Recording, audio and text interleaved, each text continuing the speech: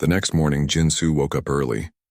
Her small room in the student housing area was simple, with just a bed, a desk, and a few personal items from Earth, a family picture, a small plant from her hometown, and a set of training weights that were much heavier than they looked due to Earth's stronger gravity.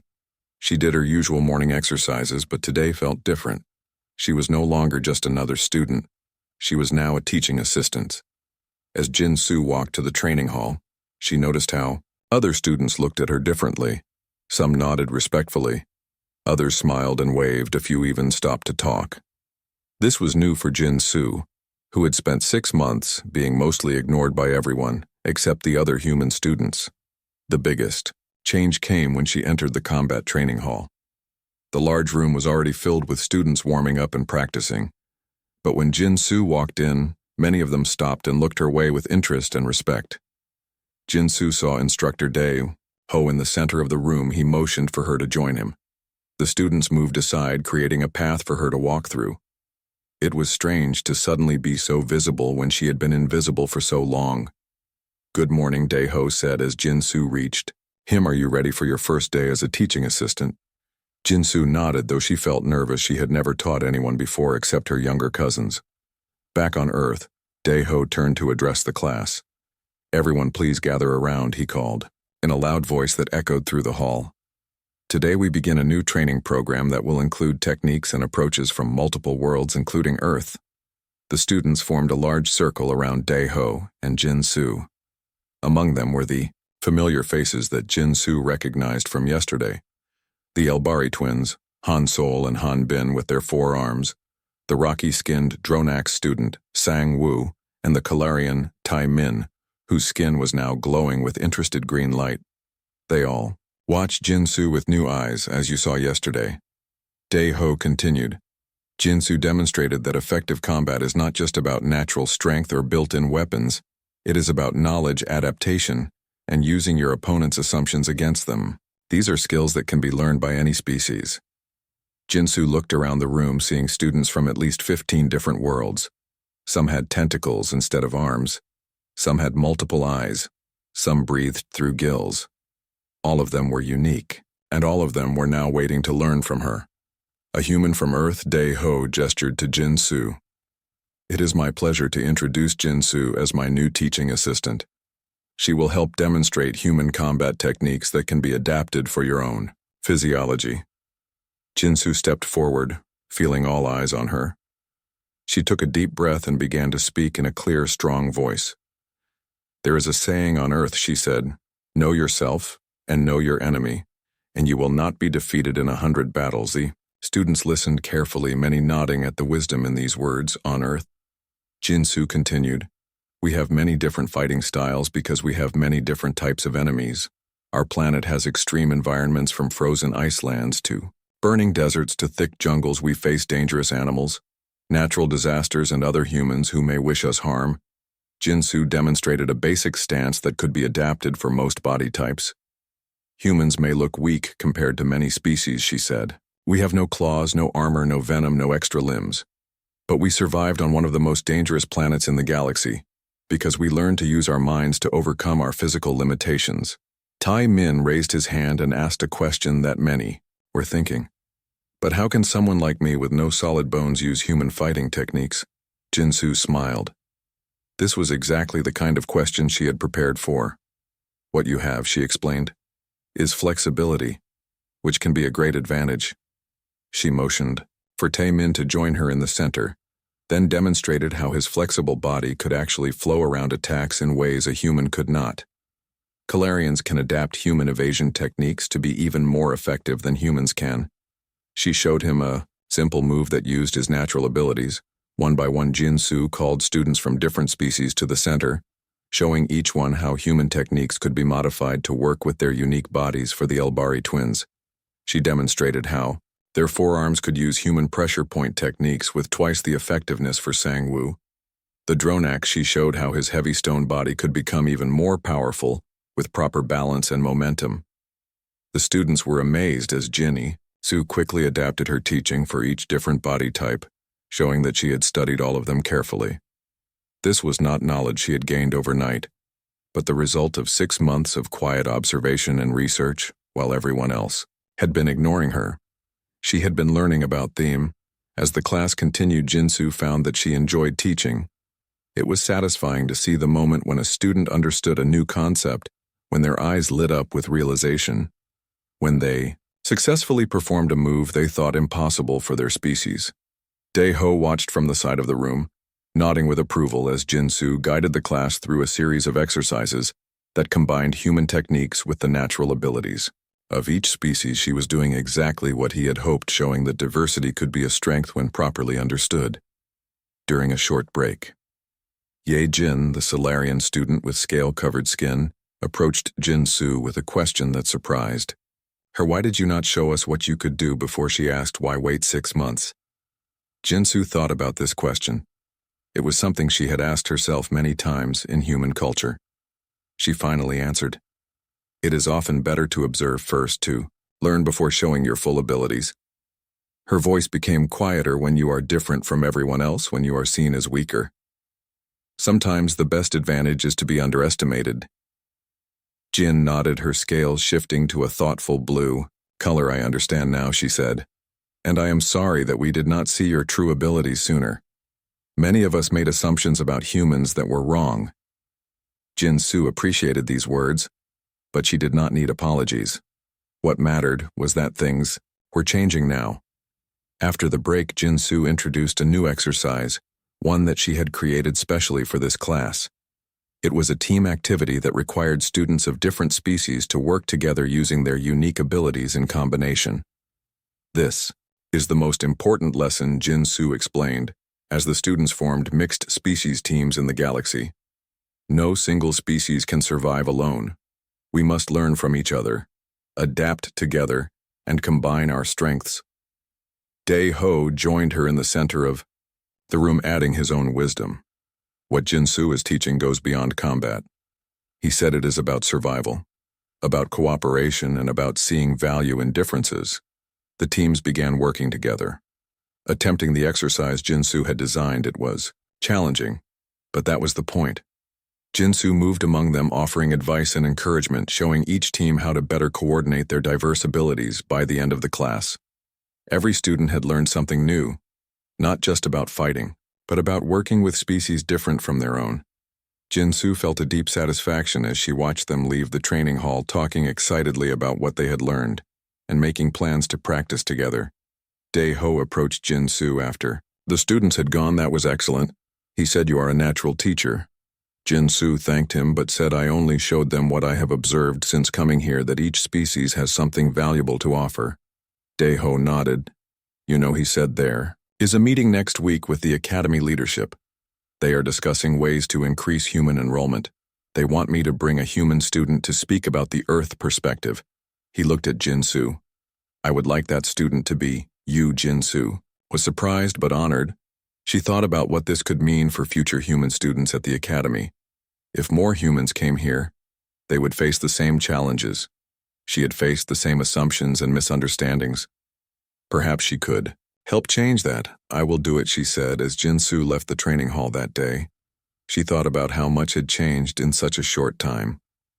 Just yesterday she had been overlooked, ignored, and underestimated. Today she was respected as a fighter and a teacher. Tomorrow, she might help shape the future for humans in the galaxy, all because of 9 seconds. 9 seconds that showed what a human from Earth, a Deathworlder, could really do when given the chance.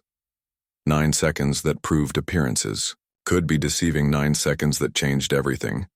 As Jinsu walked across the Academy grounds under the alien sun, she smiled to herself, thinking that sometimes the most powerful weapon was not strength or speed or natural armor, but simply being underestimated until the perfect moment. After the training session ended, Jinsu gathered her things to leave the combat hall. But she did not get far. Students crowded around her, asking more questions about Earth and human fighting styles and her special techniques. It was strange for Jinsu to suddenly have so much attention after months of being ignored. Instructor Dae-ho watched from a distance as Jinsu patiently answered questions. He could see that the other students now looked at her with new eyes. They were seeing past her simple human appearance to the skilled fighter underneath. He felt a mix of emotions: pride in his student, embarrassment at being defeated, and curiosity about what else this human might be capable of. Jinsu looked up and noticed Daeho watching. Their eyes met across the room, and he gave her a small nod of respect. Jinsu nodded back, feeling that something important had changed between them. When the crowd of students finally moved away, Daeho approached Jinsu. He had changed out of his training clothes into the formal instructor uniform, but his right arm still moved a bit stiffly from where she had struck the nerve points. "Jinsu," he said, "I would like to speak with you in my office if you have time." Jinsu nodded and followed Daeho through the wide hallways of the academy. They passed other classes and training rooms where students of many different species were learning everything from piloting to diplomacy to advanced science. The Galactic Academy was the most prestigious school in this part of the galaxy, and very few humans had ever been accepted. Daeho's office was small but neat, with awards and certificates on the walls and a large window that looked out over the academy grounds. Jinsu could see the green exercise fields and the silver dome of the science building, and in the distance the blue mountains that surrounded the academy. "Please sit," Daeho said, gesturing to a chair across from his desk.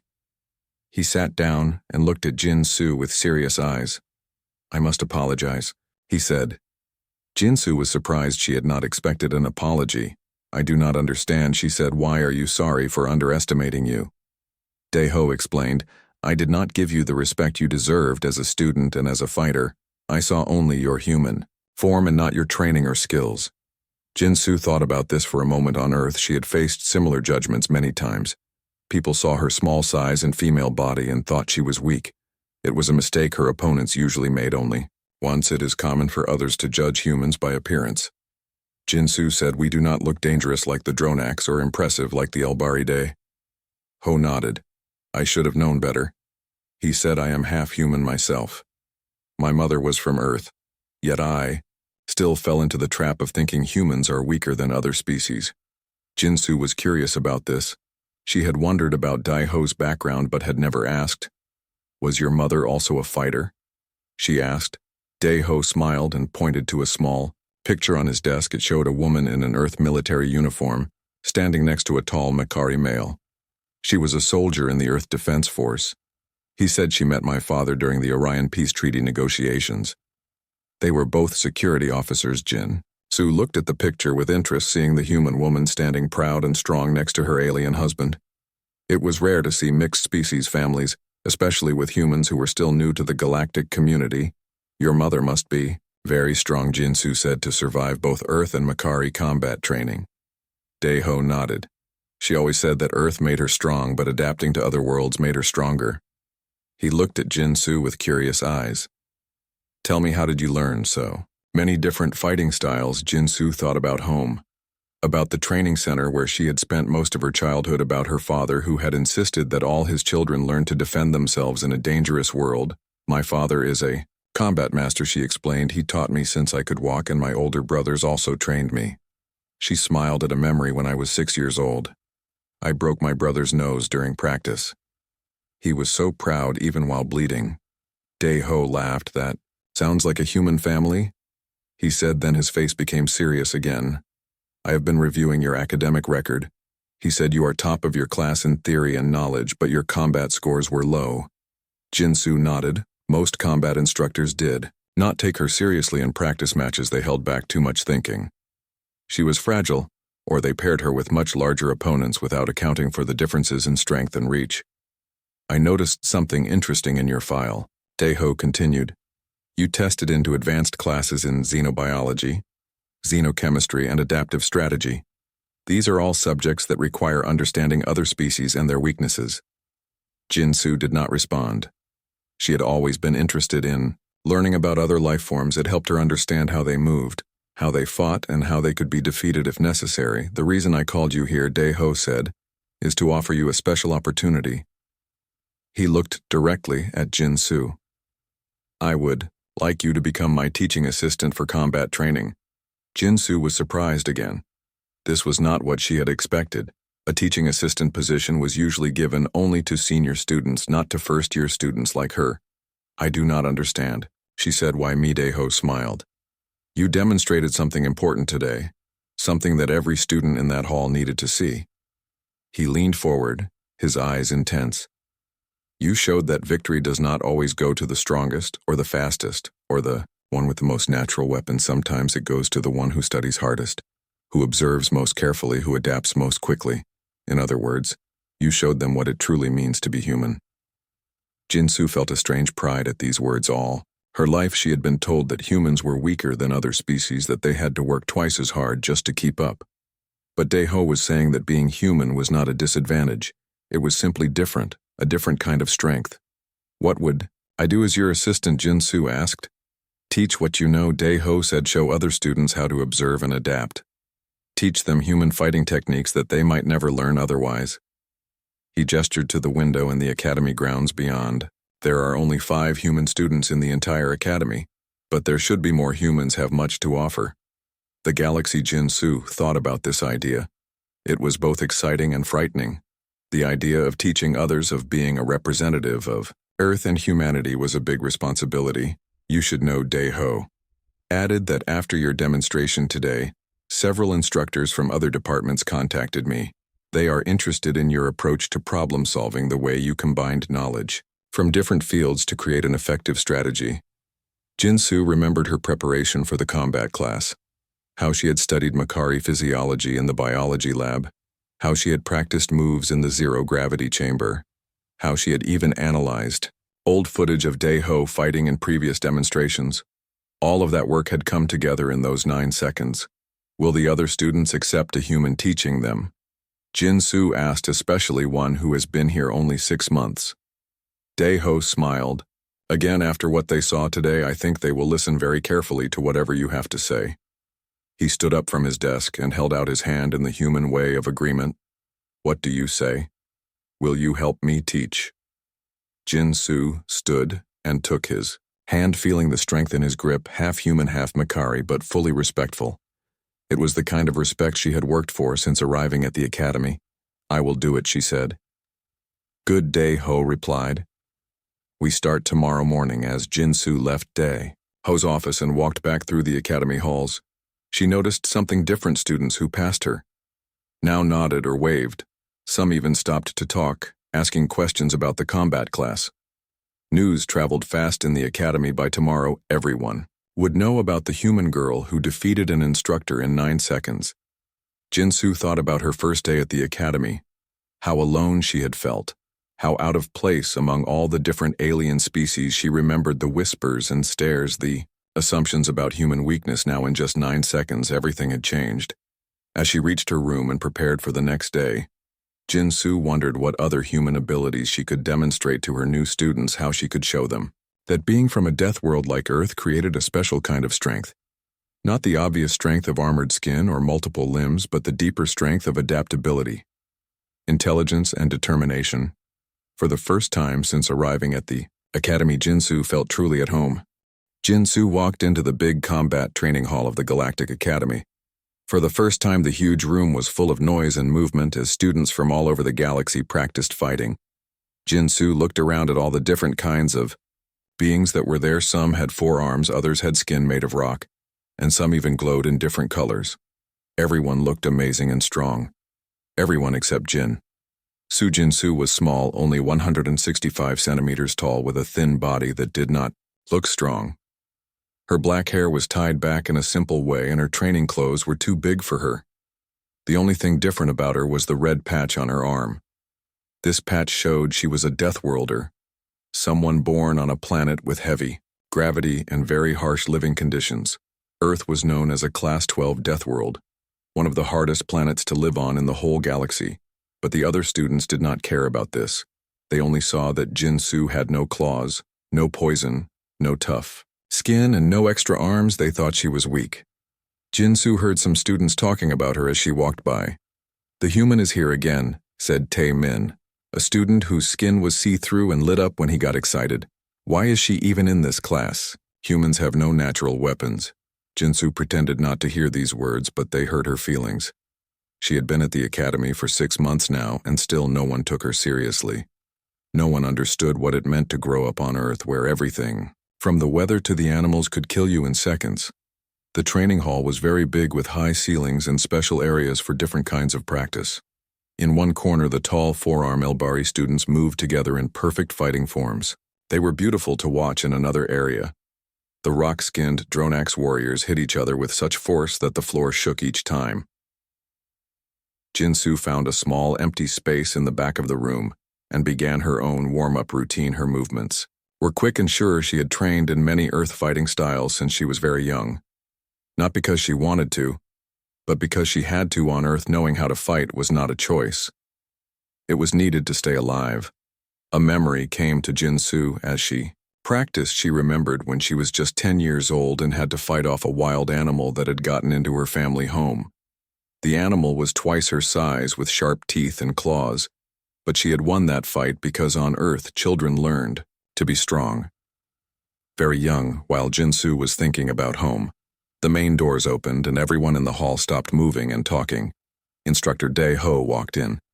He was very tall, more than 2 meters, with wide shoulders, and parts of his face were made of metal. He was half human and half Makari.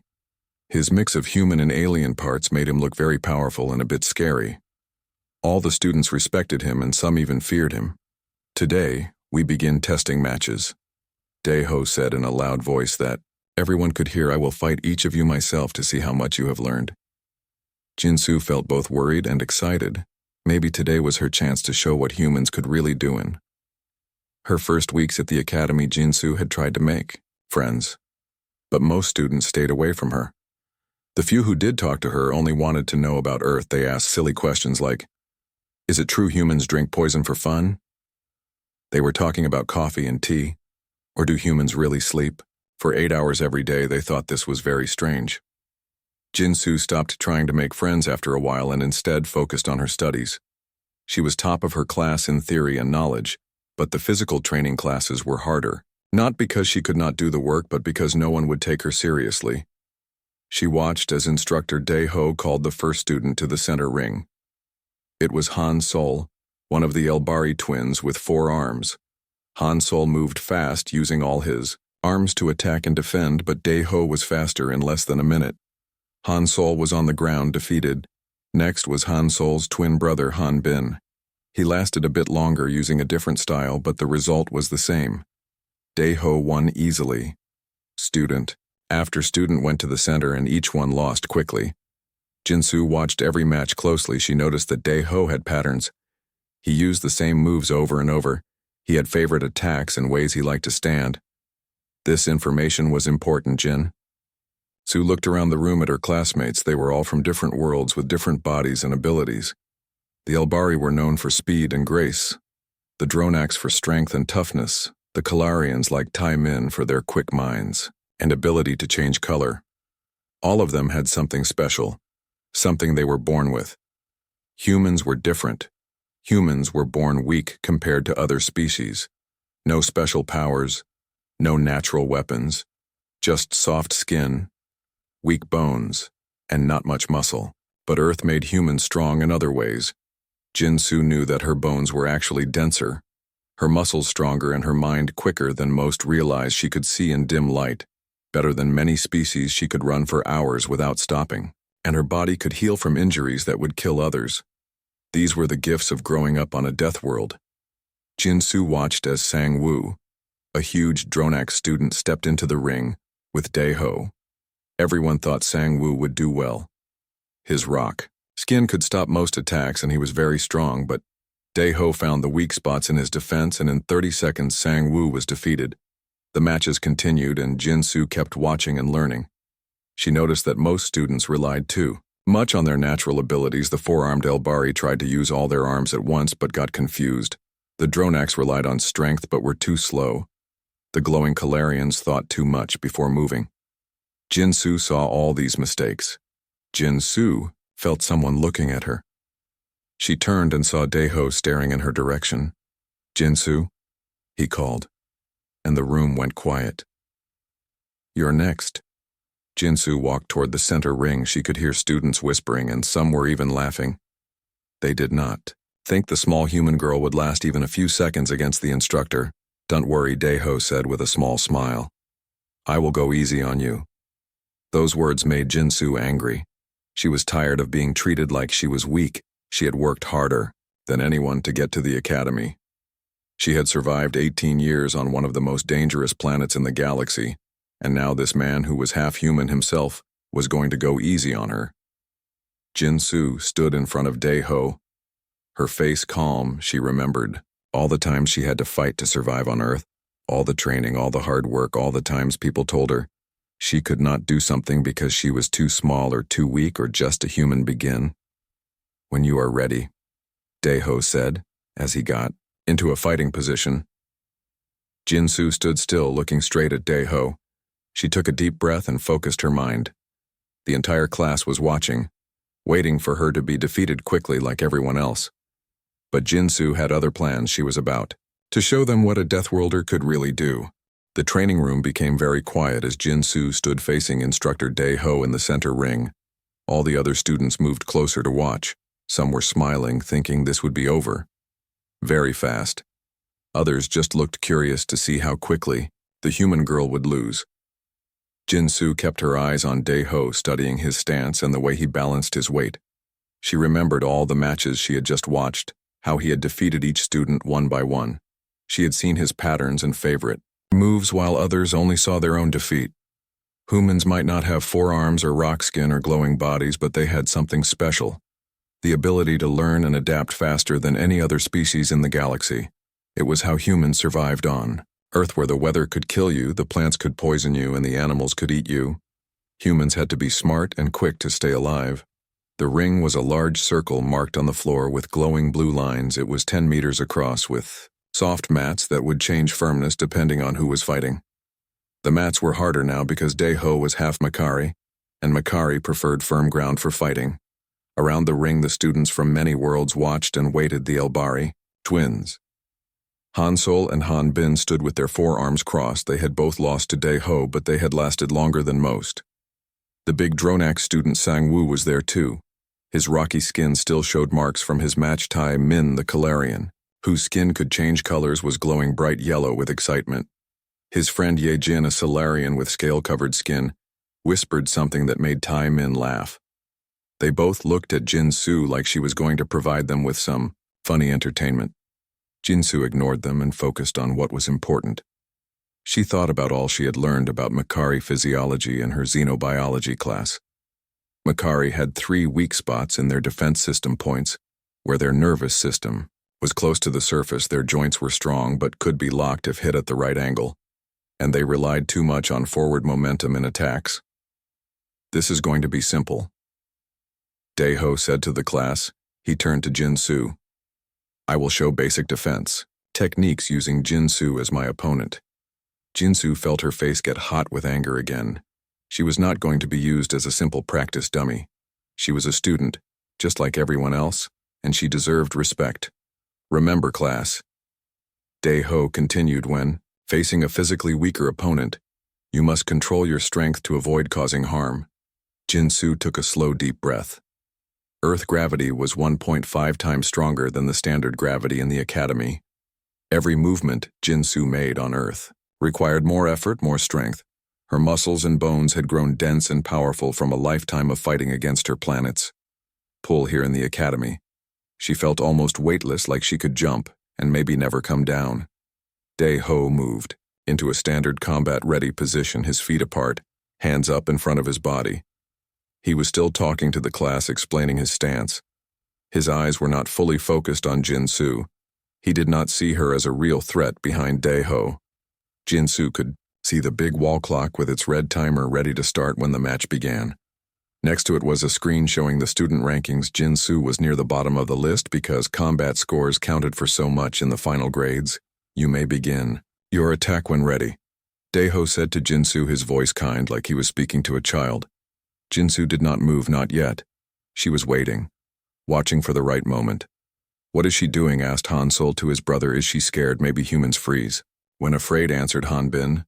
She looked so small next to the instructor. Jin-Soo heard them but paid no attention.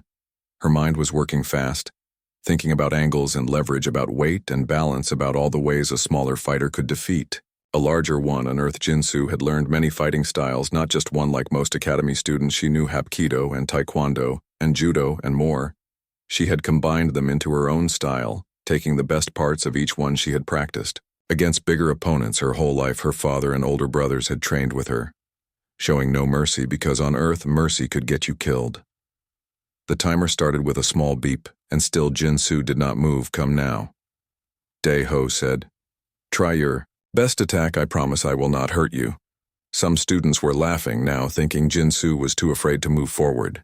Tae-min shouted, maybe we should get a different human one that actually fights. Jin-Soo let the angry feelings pass through her. Like water, good fighters did not let anger control them. Good fighters waited for the perfect moment. Dae-ho sighed and looked at the class.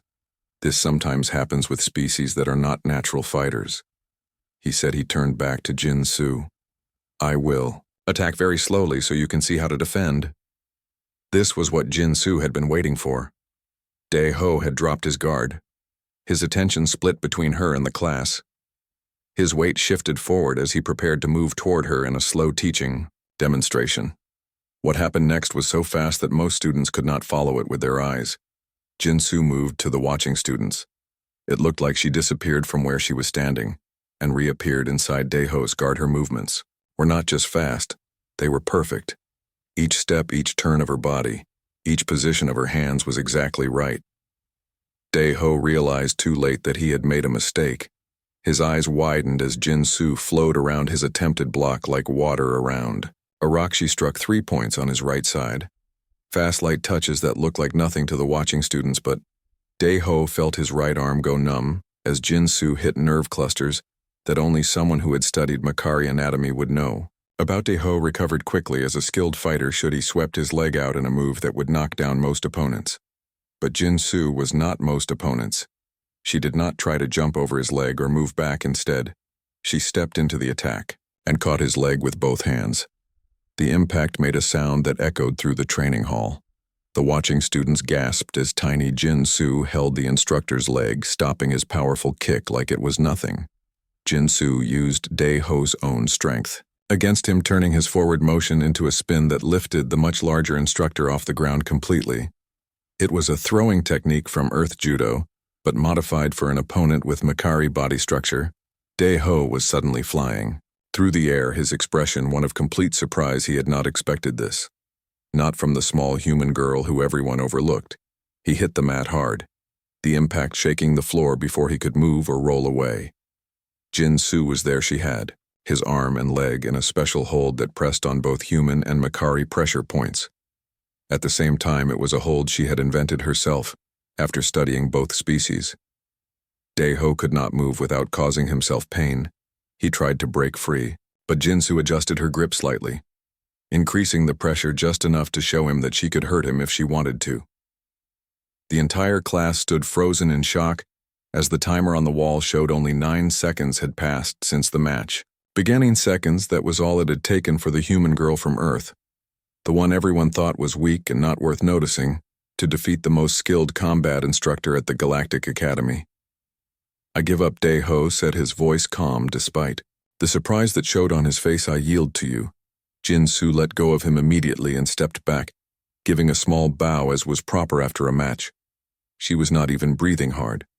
Her movements had been so efficient, so perfect, that she had used very little energy. No one in the training hall spoke. No one moved. They were all trying to understand what they had just seen. How was it possible that this small human with no special features, no extra arms, no armored skin, no natural weapons had just defeated their instructor in 9 seconds? Jin-Soo stood quietly waiting for whatever would happen next. She knew what she had done was unusual, but she did not feel proud or happy. She only felt that finally maybe they would see her as she really was, not weak, not helpless, but strong in her own human way. Finally, Dae-ho stood up. He looked at Jin-Soo with new eyes, seeing her clearly for the first time, not as a weak human, but as a formidable fighter shaped by one of the harshest worlds in the galaxy. What Jin-Soo had just done would change everything at the academy from this day forward. No one would look at humans the same way again. The big digital clock on the wall showed the number 9 with a small 2 after it, 9.2 seconds. That was how long it had taken Jin-Soo to defeat Instructor Dae-ho, the most skilled fighter at the Galactic Academy. Jin-Soo stood in the middle of the training ring, her posture straight and calm, while all around her students stared with open mouths and wide eyes. No one had expected this outcome. No one had believed that the small human girl could win against the instructor, especially not in such a short time. The silence in the room was so complete that Jin-Soo could hear the soft hum of the air cleaning system and the distant sounds of other classes in other parts of the academy building. It was as if everyone had forgotten how to speak, or even breathe. Dae-ho was the first to recover. He stood up slowly, checking his arm where Jin-Soo had struck the nerve points. The arm was working again, but still felt a bit numb. He looked at Jin-Soo with new respect in his eyes. That was impressive. He said, his voice calm and professional, but Jin-Soo could hear a note of surprise in it. How did you know about those nerve clusters? They are not covered in basic training, Jin-Soo answered in a clear voice. I read about Makari physiology in the advanced xenobiology texts and then practiced on simulation models in the medical lab. This answer seemed to surprise Dae-ho even more.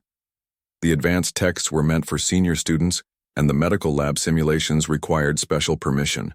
To use, you studied beyond the required materials, he said. Jin-Soo nodded on Earth. We have a saying, knowledge is the best weapon from the edge of the ring. Tai Min, the Kalarian student whose skin was now pulsing with blue light of shock, spoke up. That was not just knowledge, that was movement I have never seen before. How did you move so fast? All eyes turned to Jin-Soo, waiting for her answer. Even students who had never spoken to her before were now paying close attention to everything she said. Earth has higher gravity than standard, Jin-Soo explained. Her muscles were built for moving under much stronger pull. Every day of her life on Earth was like wearing heavy weights all over her body. Here at the academy, where the gravity was set to standard levels, she felt light and quick. But that's not all, Jin-Soo continued. Humans don't have natural weapons like claws or poison or extra limbs.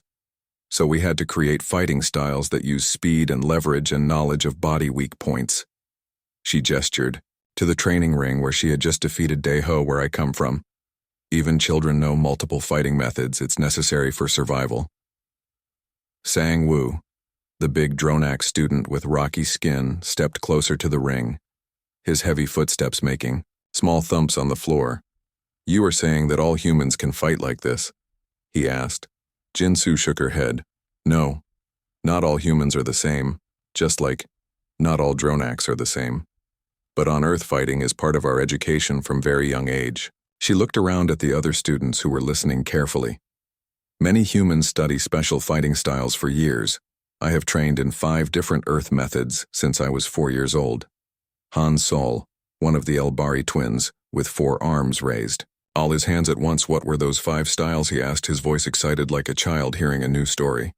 Hapkido, Taekwondo, Judo, Muay Thai, and Krav Maga, Jin-Soo said, and then I combined them into my own style that works best for my body type and the types of opponents I might face. Dae-ho was watching Jin-Soo with growing interest. I have heard of some of these Earth fighting styles, but I have never seen them combined in such an effective way. He said, especially against a Makari opponent. Most fighters don't know our weaknesses. Jin-Soo looked directly at Dae-ho. I study all potential opponents, she said simply. It's how humans survive. Yejin, the Solarian student with scale-covered skin, moved closer, her scales shifting colors from green to blue as she got excited. But how did you know exactly when to move? She asked. You stood so still for several seconds and then suddenly attacked with perfect timing. Jin-Soo smiled a little. This was something she could explain easily in a way they might understand. I was watching for the right moment, she said. When Instructor Dae-ho shifted his attention between me and the class, when he decided I was not a real threat, that was when his guard dropped slightly. That was my opening. Dae-ho nodded, slowly acknowledging the truth of her words. I underestimated you, he admitted, and that was my mistake, a mistake that no instructor should make. He turned to address the whole class. This is the most important lesson you will learn today. Never judge an opponent by appearance or species. Jin-Soo felt a strange feeling in her chest. It was not pride exactly, but something like satisfaction after 6 months of being ignored and underestimated. Finally, someone was seeing her true abilities. The 9 seconds of the match had changed everything. The students who had whispered about her and laughed at her were now looking at her with new eyes. They were seeing past her human appearance to the skilled fighter underneath. Tae Min, whose skin was now glowing with curious purple light, asked, "Can you show us that throw you used? It looked impossible. The instructor is twice your size." Jinsu nodded but said, "We would need a volunteer to demonstrate." To her surprise, several students raised their hands, or tentacles or whatever they used to show they wanted to participate. Even Han Bin, the other Elbari twin who had never spoken to her before, was volunteering. Dae-ho watched this with approval, then said, "Jinsu, would you be willing to explain to the class exactly what happened during those 9 seconds step by step? I think we all could learn from your approach." Jinsu felt strange being the center of attention after so long being overlooked, but she nodded and moved to the center of the ring. "Let me break down what happened," she said. For a second I remained still and calm. She demonstrated the ready stance she had used. "Energy conservation is important in any fight. Don't waste movements." Second, she continued, "I watched for patterns and openings in my opponent's stance and attention. Humans may not have the best natural strength, but we have excellent pattern recognition." Second, Jinsu said, "I calculated angles and distances in my mind." She pointed to different spots on the floor, explaining the geometry of combat movement. "This is something all Earth fighters learn, targeting the most efficient path to victory." Second, she demonstrated a sudden explosive movement that surprised everyone watching. "I began my attack. Using the stored energy from standing still," she explained. "On Earth we study physics and apply it to fighting. Stored potential energy becomes kinetic energy." Second, Jinsu moved in a blur, showing how she had gotten inside Dae-ho's guard. "I entered the danger zone," she said. "Many fighters expect opponents to stay at a safe distance, but humans learn to move into danger to create advantages." Second, she pointed to spots on Dae-ho's arm and side. "I struck 3 nerve clusters specific to Makari physiology," she explained, "targeting systems that exist in both human and Makari bodies, but with different locations. Knowing anatomy is key to effective fighting." Second, Jinsu showed the defensive move she had used. "I anticipated the counter attack," she said. "Humans are good at predicting actions and reactions. It's how we hunt on Earth." Second, she demonstrated the throw technique using Hansol, who had volunteered. "I used my opponent's own momentum and weight against him," she explained, redirecting force instead of meeting it directly. "This is basic to many Earth fighting styles." Second, Jinsu showed the final hold position with Dae-ho's help. "I applied a submission hold, targeting both human and Makari pressure points," she finished. "The hold looks simple, but it requires precise application of pressure." The entire class watched in amazement as Jinsu broke down each second of her victory. Many were taking notes or recording her demonstration with their devices. No one was laughing or whispering. Now they were learning. Dae-ho nodded with approval as Jinsu finished her explanation. "This is excellent teaching." He said, "You have broken complex movements into understandable parts." Jinsu felt something change in the room. The energy was different now. She was no longer the outsider, the strange human girl who didn't belong. She was a fighter, a skilled combatant who had earned respect. Some students started asking questions, wanting to know more about Earth fighting styles and human training methods. Others wanted to know about Earth itself, about the conditions that had shaped humans into such adaptable fighters. Jinsu answered their questions patiently, explaining that Earth, with its many different environments and dangers, had forced humans to become versatile and resourceful. She told them about training in snow and desert and jungle, about learning to fight multiple opponents, about the history of Earth. Combat. As she spoke, Jinsu realized that those 9 seconds had not just been about winning a match. They had been about proving what humans could do, about showing the galaxy that appearances could be deceiving, and that sometimes the most dangerous fighters were the ones no one noticed until it was too late.